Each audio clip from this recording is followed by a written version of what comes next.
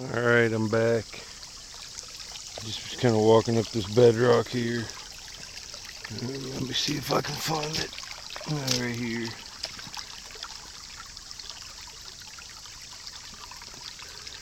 Something sticking out, it looks awful nice.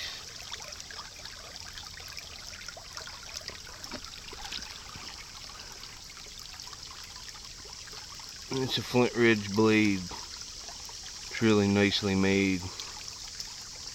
Real nice looking flint with like color in it.